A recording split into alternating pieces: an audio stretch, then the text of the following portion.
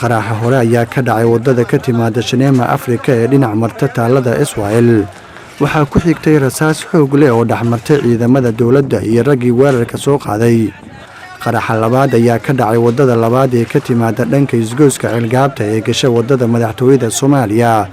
ciidamada dawladda Soomaaliya ayaa ku guuleystay inay ka hortagaan labadan gaari iyo raggii saarnaa oo aan la ogeyn goobta ay doonayeen inay weeraraan saraakiisha laamaha ammaanka dalka ayaa soo gaaray goobta uu qaraxa ka dhacay si ay u xaqiijiyaan ammaanka halkaasi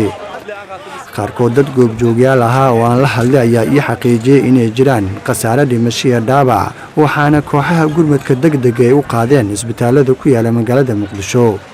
ma jirto saraakiisha laamaha ammaanka dalka cid kala hadashay warbaahinta waxaana toddobaadkii hore maanta oo kale weerar khasaare dhimasho iyo dhaawac sababay ay ku qaadeen rag ka tirsanaa al-shabaab dhismaha xarunta Oto oo u jirta halkan maanta qaraxa uu ka dhacay wax ka yar 1 kiiloomitir زكريا محمود تيمعدي يونيفرسال تي في مقدشو